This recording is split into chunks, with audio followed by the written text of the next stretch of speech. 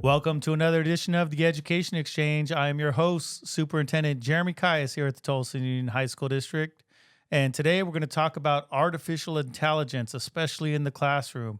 And we're going to tee off this conversation with our guests, Felipe and Tara. If you can introduce yourselves to the audience. I'm Felipe Baez. I'm the Director of the Office of Learning and Academic Success here at the District Office. And I'm Tara Suggs. I'm the Technology and Integration Coordinator for the district. So let's talk about all things AI. AI is one of the most exciting topics lately. You see it coming out a lot in the news. You hear multiple sessions on it at every conference you go to. Even in our own staff professional development, we had lots of AI. It's trending. Every product you buy out there in the market, no matter what industry, they keep telling you this is equipped with artificial intelligence, and it's gonna make everything so much better. So first, for anyone who hasn't been following along, let's set a definition for generative artificial intelligence and kind of talk to people about what that means and what that is. Okay. So Gen AI is, the way I understand it, is more of a creation. So you can go to the AI tool or that Gen AI tool, pose a question, you talk to it as if it's like an individual, and it will take what you have prompted it and create something for you. And so that in its like a nutshell is how I see Gen AI as opposed to more maybe general AI tools. Ms. Suggs? Yeah, so Gen AI is really one of those tools that relies on algorithms. It also pulls on multiple data sets that are out there. And so when we put in a prompt and ask Gen AI to create something for us, it can be anything from text, video, images. There's just so much that can be created through AI, and it's considered unique outputs. Well, it's one of those things where everyone's trying to integrate it into everything that they do, and trying to make it as seamless as possible for all end users. But what do you see in education? How are we going to be able to leverage Gen AI to help us better educate our students? It really begins with educating our teachers and ensuring that we've got safeguards in place. Ensuring that our teachers and our students, our community understands what Gen AI is, what it does. We need to acknowledge what those benefits are, but we also need to acknowledge what those risks are, and do everything that we can to ensure that our students are safe, their information is safe, that we're providing the supports that our staff needs. And I would add, we want to build that confidence in our teachers to use it and to understand, like, it's okay to use Gen AI to build your lesson plans, to get some ideas in terms of how to support, your students in your classroom. We know that we have unique students. Every student has unique learning needs, and teachers can use that support in terms of, I am teaching essay writing, and I have a student who is resistant to perhaps this topic, and prompting the AI to give some strategies in terms of how to best meet the needs of that student, to get that student engaged with the learning. Differentiation is key, and AI can definitely help with that. So know that it has a lot of, every other day I come in, I check email, I see another vendor out there talking about how they're going to leverage Gen AI to help us. But first, let's start talking about the fears, right? So there's a lot of fears out there around Gen AI. Not with me personally. You guys know I'm one of the, least risk adverse people you're going to meet. But I know when I talk to other superintendents at other school districts, a lot of them are worried about fears of AI. One of the first ones that come to mind is students will learn to use Gen AI to cheat and then not really learn the content. So what are some of your thoughts around that and the ability for students to be able to use Gen AI as a means of cheating and not using it as a means of education, but a way to avoid education? Yes. So Tara and I have been talking about this quite a bit lately. And so it goes back to that teacher training and how our students are going to be taught to use it as a tool. And so what we really want is our students to use it as a thought partner. Yes. That is one of the terms that is used out there for teachers to use it as a thought partner, but also students. And so to teach our students, you're not going to ask it a question to get the correct answer. Instead, you want to ask it a question so that it is more of a coach or more of a one-on-one tutor to help you find that answer. So again, not seeking the correct answer, but maybe more ways and strategies to get to an answer. Absolutely. And so when we think about the way those fears that are out there and the cheating, I think it comes to a point where we need to identify what is the definition of cheating in this world of AI. What is the definition of plagiarism in this world of AI? And that's really important to begin with. And then we get to a point where we teach our students how to use it as thought partners, how to use it as their personal tutors. Those are the types of things that we want to ensure that our students are able to do. Now, another fear that has come up, Mr. Calles, is the over-reliance on AI. And so with that comes the fear of students not learning the skills they need to learn. I think this time it just looks different. So Dr. Baez and I are English teachers. And so we have always had to teach our students how to vet resources, look for reliability, accuracy, and whatnot. That still is going to exist. It's just going to look different. So we're going to look at the output from Gen AI, and then we're going to determine, is this information accurate? Is it biased? Is it reliable? Where are these sources coming from? And then thinking about intellectual property, Gen AI is going to push out information, but our students need to make sure that they know where that's coming from. So those skills aren't going away. They're just going to look different in demonstration. And to add to that, it's, again, building teachers' confidence, but remembering that there's still that human aspect to Gen AI, and whatever the output is, the teacher is still the expert. They need to look at that content, and we also want our students to be able to be critical of what is being generated out of these Gen AI systems and tools. But I wanted to add one thing about how Gen AI might be used. So we might ask for feedback on a paragraph. So a student might type up a paragraph and go into the tool and seek feedback on that paragraph and maybe receive some recommendations, not asking it necessarily write introductory paragraph on this specific topic. Yeah, and you know, when you bring up those examples, those are great examples of why we need to use critical thinking skills when we are looking at the output, the results of feeding something through AI. And you know, like I'll take you back to like another technology that was introduced where people had the same reaction, and that's the calculator. You know, the thought back then was, you know, because we have calculators, people are not going to learn how to do math anymore. But if you ask me 55 times 12, I'd tell you, well, I take the 55 times 10, that's 550. I do two more 55s on that, another 110, I get to 660. And when I was growing up, I remember teachers always saying, well, you have to show your work. You have to show your work. You have to show all the steps, and it can only go in this order of steps.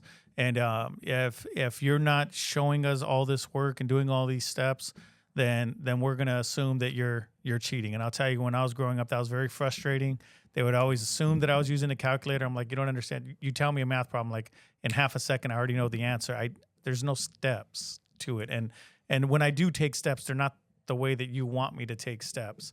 And so when I think of, you know, AI and how we're trying to now integrate AI into these lessons, and how do we get students to a point where our teachers can feel comfortable with students using these tools, not as a means to replace the education that was going to take place, but as a means to supplement it. Because of the invention of calculators, we can all understand math to a much higher level because we're not bogged down with trying to figure out a multiplication problem. No, we're thinking about algebra, we're thinking about trigonometry, we're thinking about these higher levels of math that weren't easily obtainable back then. So talk to me a little bit about that. Like, how do you see AI like evolving our instruction in the classroom, and how we're going to be able to take students to new levels, particularly on the ELA side, the English language side of things, because I know that AI is not that strong in math. I want to talk about that a little bit in a minute,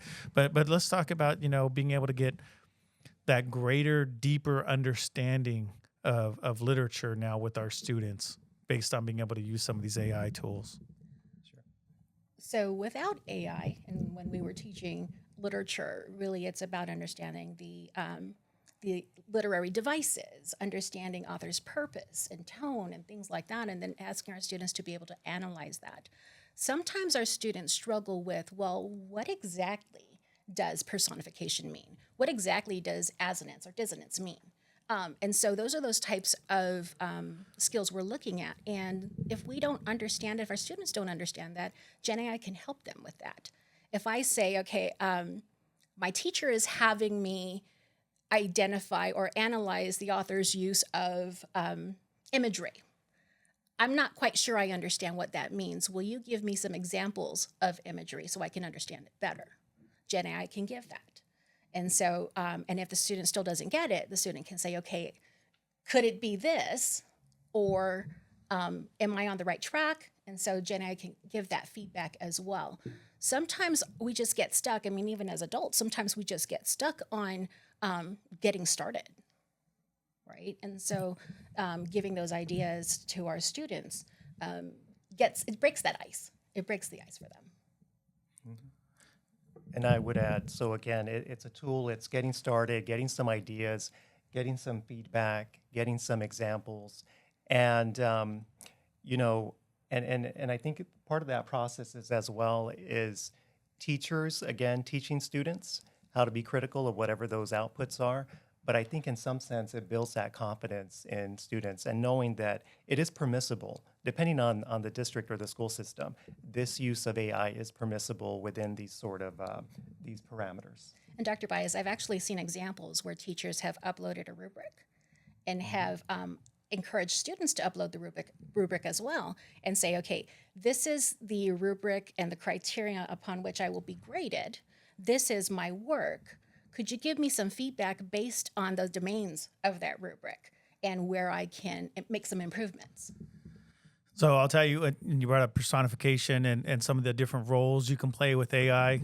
So our very own Director of Public Relations, Joseph Ortiz, had sent me a newsletter, and he's like, this is what the newsletter would look like if we could send it out and I was a pirate. And I know that AI can do all those fun things for us. You can impersonate. How would Edgar Allan Poe promote homecoming? How would and you could take all these Sure. great all these people who have been so great in literature in the past and use them as ways to promote things that are current. What are you seeing as? I know it's a fun game for everyone to want to try to do all these different things, but what are you seeing as some of the academic benefits of being able to do something like that and to help students understand some of these literature works a little bit deeper than just trying to go through the current stories? Absolutely. So when we look at content, we look at themes, and we look at the backgrounds of some of these authors in the canon, especially, right? So they live in a certain time, and during that time, there are different beliefs, different economies, different thoughts, and in terms of roles of like women, of men, of certain socioeconomic status. And when we start taking that information and we ask AI to say, okay, we are living in the world of Shakespeare. It's going to be a default. We're living in the world of Shakespeare, and I'm looking at a scenario today. What would Shakespearean people, what would people in that time say about this political status, this economical scenario today? Will they understand it? And then we can ask AI to say, pretend you are maybe Queen Elizabeth.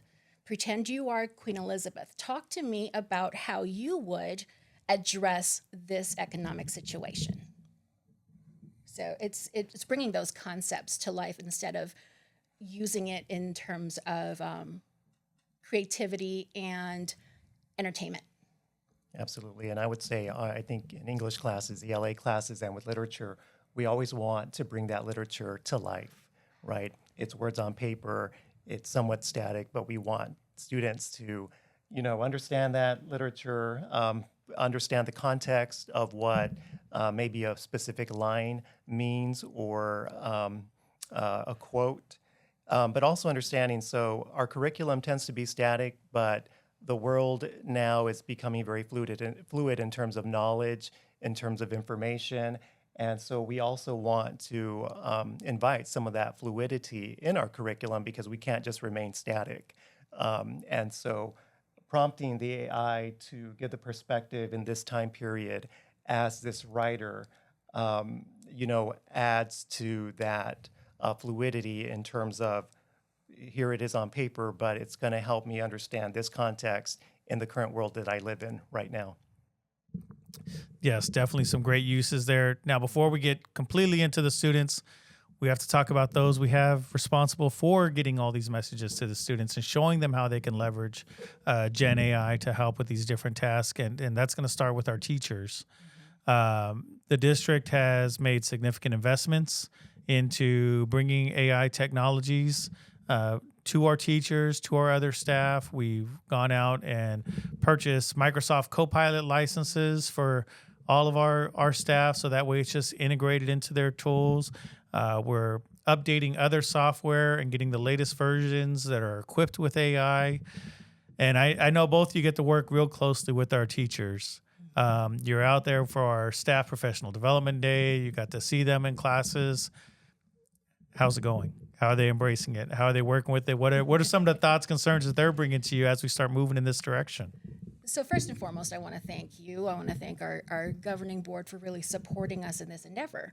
Having Copilot evens the field for all of our teachers, all of our staff. We're being equitable in terms of what we're providing them. And so I think for some teachers, the first time they really understood it was on September 25th when we had our all-day professional development. And that was to kick off the idea of what it can do as a professional in my day-to-day tasks. It can give me ideas on how I can start using it for my lesson planning, taking a look at specific strategies, and being strategic about what I'm really needing it to do for me. And so we still run the gamut of this is brand new to me versus I've been doing this since it came out. And I was upset when it was blocked at one point. So, and we're really providing them now this even playing ground to be able to build from here. And the consistent support that we will give them is going to make a difference. And I would add to that, in the last 2 years, going to national and local conferences, you see educational leaders, the keynote speakers, they're talking about AI and how they use it in the classroom, how they use it in their everyday life.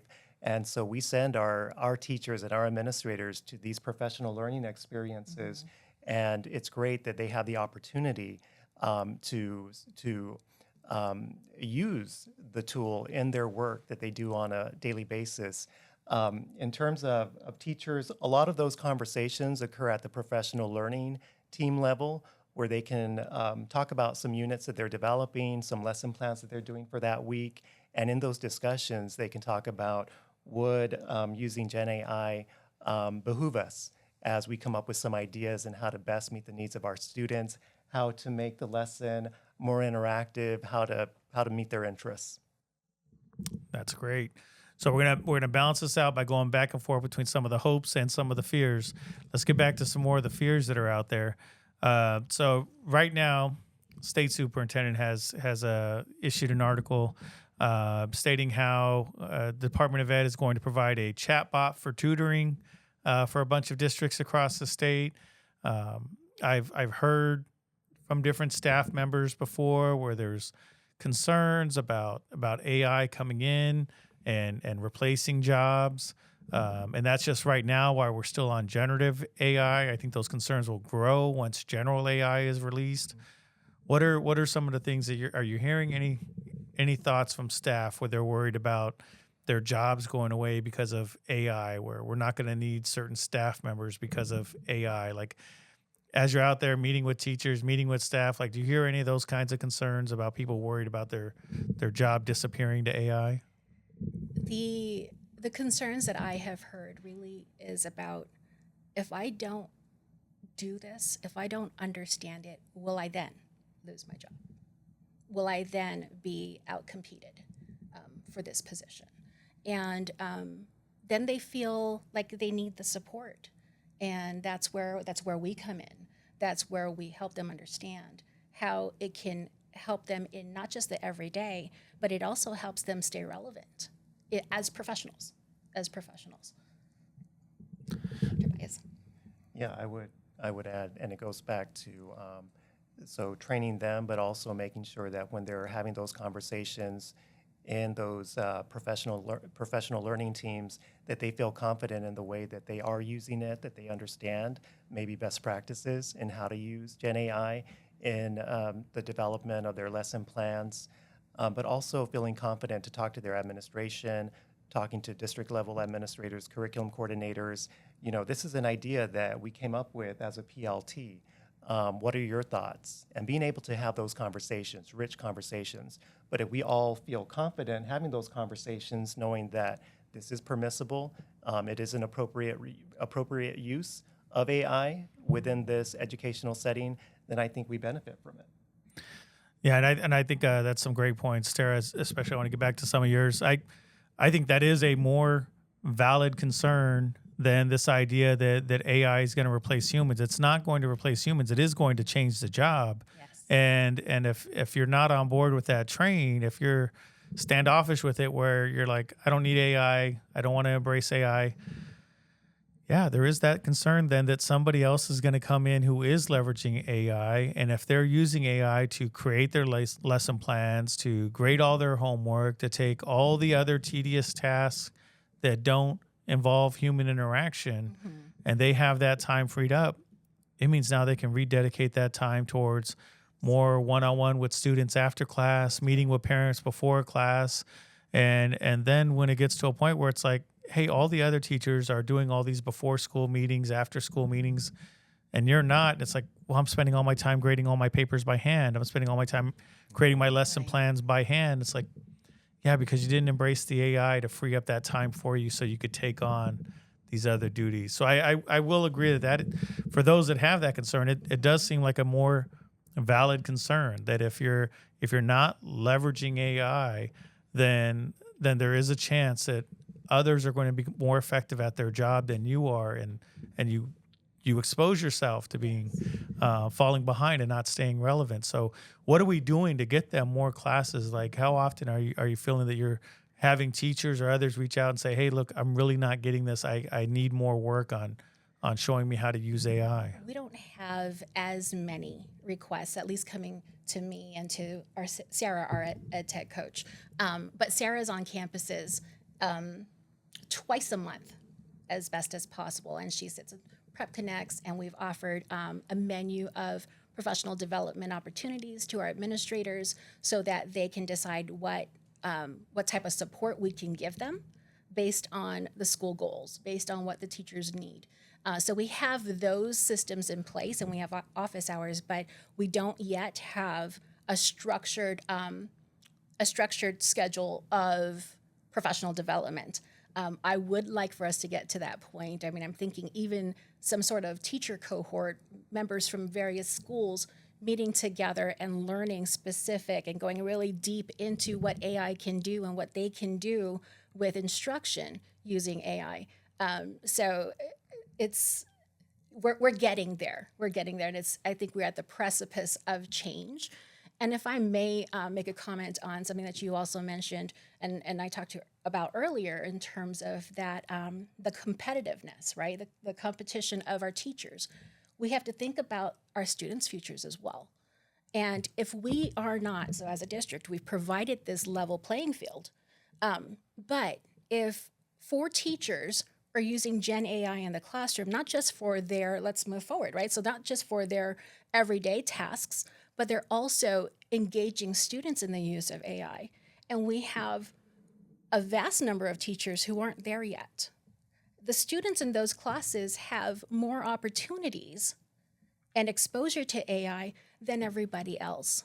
So we do have to be sure that we have our teachers fully equipped, we have the equipment, but fully comfortable and knowledgeable about how to use it effectively so that we can not just bring ourselves up, but bring our students to where they need to be.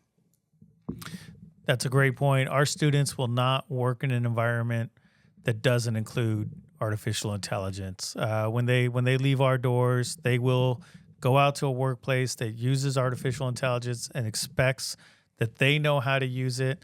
I know that we have unblocked a lot of the sites to let them go ahead and start to use some AI, some of the free versions that are out there. But what are you seeing as next for our students? Are you thinking that we need to get to a point maybe by next year where we're starting to look at co-pilot licenses for all of our students?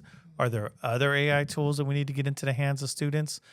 When are you seeing is going to be the timing for when we're ready to put more AI tools in the hands of our students and that our teachers will feel comfortable enough knowing how to work with them and the AI tools to increase learning instead of circumventing learning? Well, that's a double-edged sword for me, because if we wait too long, then we're not doing a good service for our students. So this idea that I have of having a cohort of teachers working together, we could probably start with them and get the technology in front of the students then more purposefully. That would give us the rest of the year. Let's say we do this the rest of the year. That'll give us that time to be able to continue to grow and continue to build and continue to learn and build processes, set exemplars for students so that when we roll it out the following year, we're not completely behind. You know, we will already have had teachers with experience, students with experience, and then we can help bring everybody else along then. That's my idea. In terms of the tools that are out there, there's so much. Co-pilot licenses for students will give them that environment, the safe environment in the productivity space that Microsoft provides for us. And so they'll be able to use co-pilot the way that we are starting to, in terms of writing their essays, in terms of creating presentations. Microsoft provides Reading Coach, Speaker Coach. Those are all not Gen AI, but they're AI tools that provide feedback for students. And so those are the types of things that are available. Now, in terms of freemium tools, there are a lot of them. And we do have some teachers who are using it. And there's a platform right now that allows for a teacher to create a student-friendly bot and be targeted in terms of what that bot can do for the student. And so I do know some teachers who have started using that, and it's pretty cool to watch. It really is. But there's so much to learn. There's so much out there. So we also have to vet what comes through. We want to make sure that any freemium tool that comes through our system passes muster, right? And so we want to make sure that the data privacy is in place. We want to make sure that it provides everything or the majority of things that we want, and that it provides alignment to our district's goals, our strategic plan, to the curriculum. And there's so much out there. The other thing that I would add why there's some impetus to this, we want to not wait too long, is that we're a high school district, and we know that our feeder schools, our partner districts, elementary and middle schools are capitalizing on AI.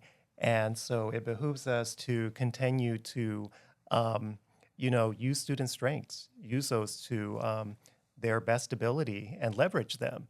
Once they come to us as ninth graders, we can't assume that they have had no exposure because they are coming from systems that are likely already ahead of the game. Mm-hmm. They are exposing students via their learning platforms and whatnot. So we definitely want to continue to refine and build on that AI skill set that they might come to us already with as freshmen.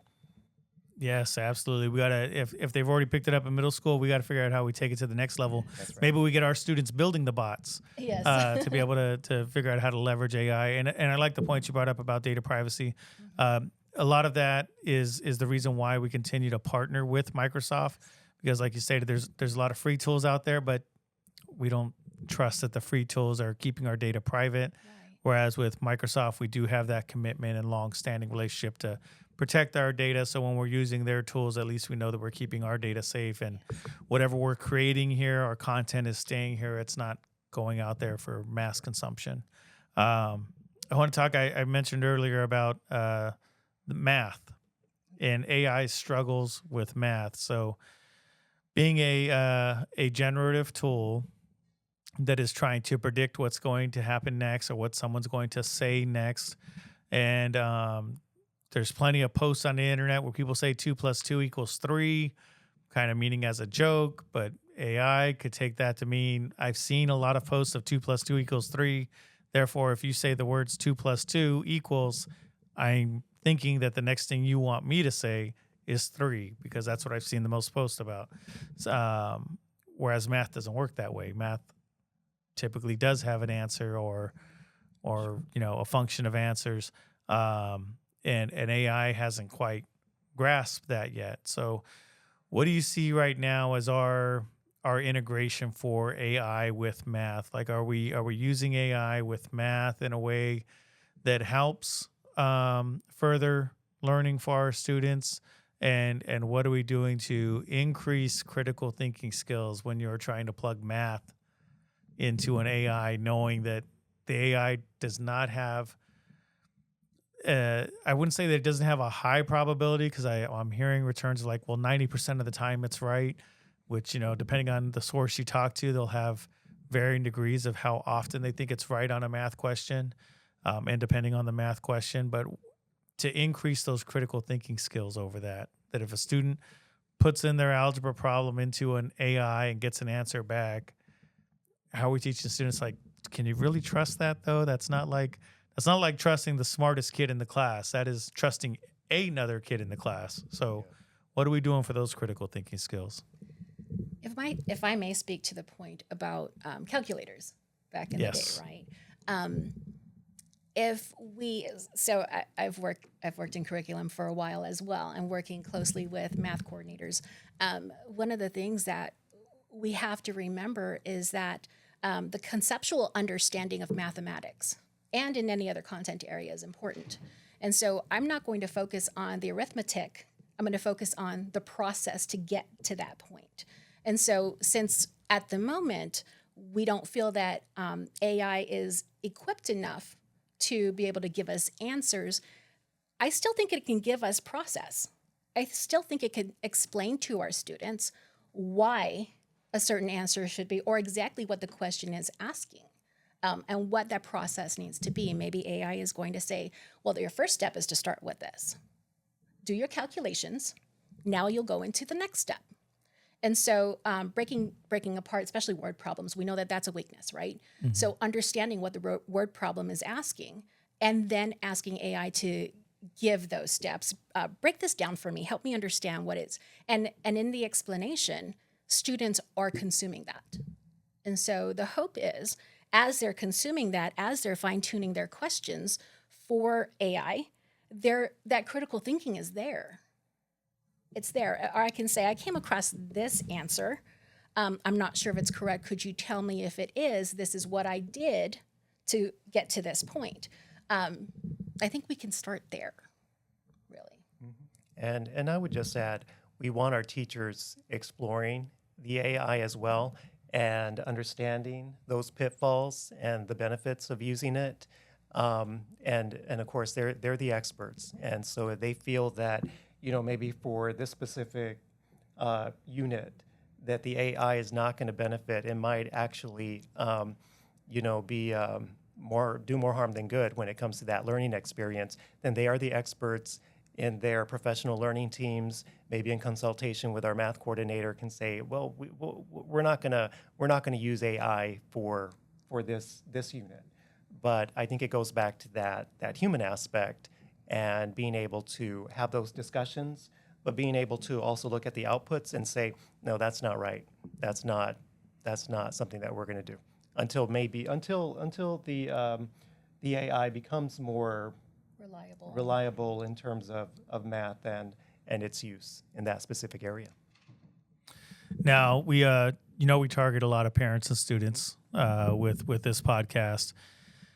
Anything you want to tease for them about what you're looking for launching next year? Like something, where you're like, hey, this isn't quite governing board approved and we haven't even pitched it yet, but this is kind of the path we're on. We want to see this brought into the district in regards to AI. Is there something you want to throw out there for them that they can see on the horizon of, hey, expect it at some point. We're going to have, everyone has their own personal AI tutor in this area, or everyone's going to have some other new tool that they can expect to see coming from the district in the near future.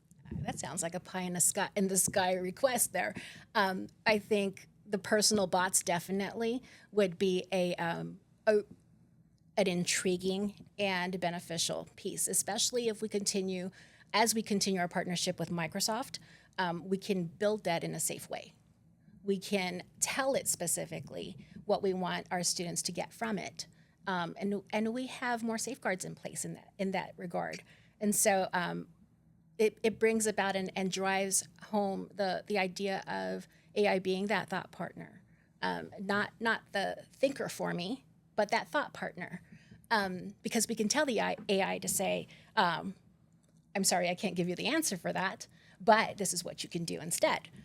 So we can definitely do that. Now, I was telling Dr. Baez the other day about the capabilities of Copilot in Teams. So I was talking to my daughter a few weeks ago, and she was talking about, we're doing IEPs in Teams. And when I was like, well, that's really good, And then I started thinking about the capabilities of Copilot in Teams for meetings and whatnot. Transcription is there. Translation is there. And I'm really thinking about our parents, our community.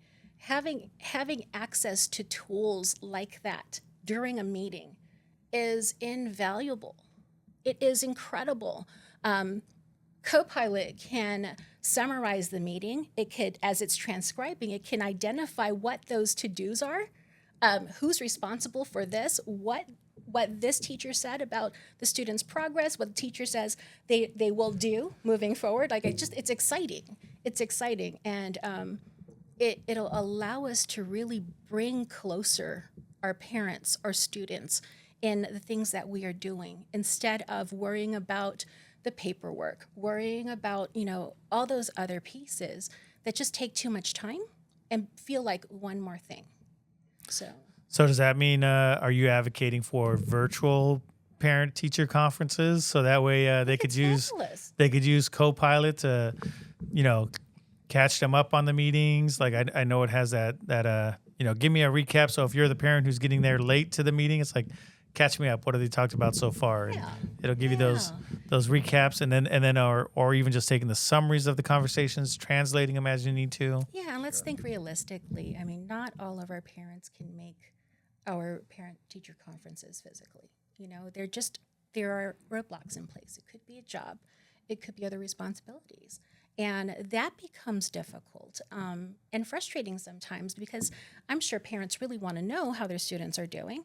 Our teachers really want to be able to articulate what's going on in the classroom and form that partnership with parents to say, okay, we know that your child is strong in these areas, but needs some work in these areas. Let's talk about how we can work together to get our students up to par. So I really think it'll bridge some gaps. And I really like that idea of the thought partner.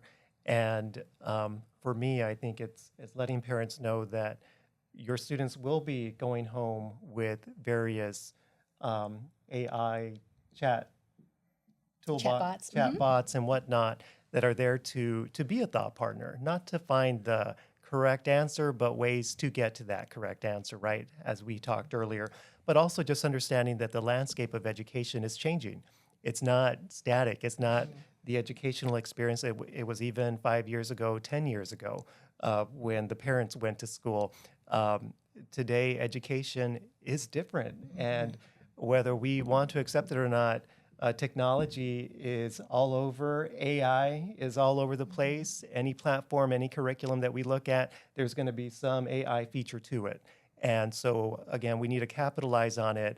And if you see your student using it, likely it's okay. And we need to just reassure our parents and our community that as an educational system, we are training our teachers in how to support students to use those AI bots and AI tools appropriately. Yes. So those are a few things to get our parents excited. Let's see if you guys can tease anything that's going to get our students excited. Do we have any new classes coming out in our course catalog in the near future that students could see a class and be like, I definitely want to take that class? Like, is there a bot building 101 or That would be awesome. Gen AI 101 class, something coming up that is going to specialize in AI instruction for our students and showing them how to use AI tools? Anything you got planned for this year, next year? I think that's something we can definitely think about throughout the year for the following year. There's a lot that we're still learning, and I believe that so universities are now building their AI programs, and as they're doing that, we can take notes from them and see how we can scale that to the high school level so that they're prepared when they go to university or college and they enroll in those types of programs. We definitely need to do something. I can't say that for next year we're going to have a course, but I would hope that at least the year after we do. Yeah, I think an AI boot camp for students would definitely be a great investment, especially before we go out and buy all of our students' licenses on Copilot to teach them about it. This is how you prompt. This is how you use your critical thinking skills when you've seen the response. Like, there's definitely a lot there that not only our teachers are benefiting from as we continue to try to do more courses with our teachers, but at some point we need to teach the students as well. So, Absolutely. I'll drop the plug just to let you guys know you'll have my full support when you are trying to move that agenda to get some classes out there for our students. Thank you so much. Thank you.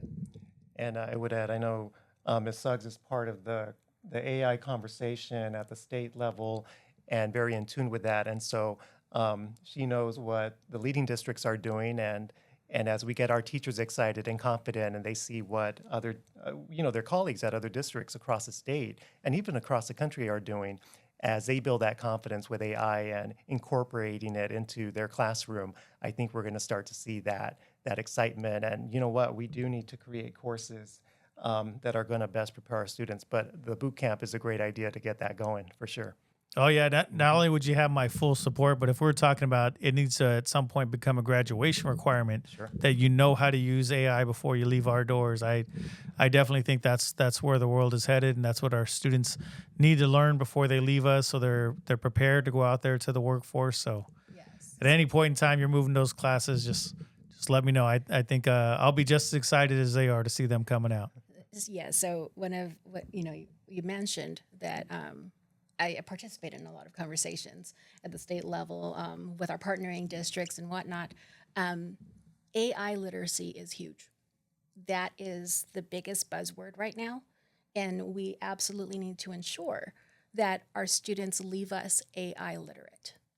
So when you say that, it makes me think that you're going to be advocating that we have a new diploma seal that would is be awesome. AI literacy. Yes. So, so maybe as you're having those statewide conversations, it's like, hey, we also need a new seal to recognize our AI literate students as they're graduating, so employers can see that they have taken classes on AI. Yes, and I talked about how maybe not next year, but the year after, it would behoove us to be well prepared for that, to ensure that planning for a course like that aligns with the Arizona state standards for technology and education.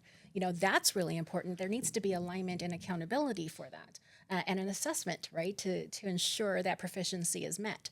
So I really want us to be intentional about those types of classes, about what we're offering, so that our students can walk away and we can say with confidence, they have met these standards. They are ready to go. Oh, and it's going to be a feather in our cap, because if they ever do come out with that AI diploma seal, we're going to have the proof that it was talked about here on the Education Exchange first. Absolutely. And that was the roots of the idea. So appreciate all the information you guys have shared for our parents, our students, our audience, and appreciate all of our listeners for tuning in once again here at the Education Exchange, where we aim to enlighten our parents and empower our students, and we look forward to you continuing to follow our podcast. Thank you. Thank you. Thank you. And that's the end of our show. Thank you for listening. If you have questions, want more information, or would like to be a guest on the Education Exchange, please send us an email at podcast@tuhsd.org. Don't forget to hit that subscribe button, give us a like, and tune in next week to the Education Exchange. You can catch all episodes on your favorite streaming devices or directly at www.tuhsd.org/podcast.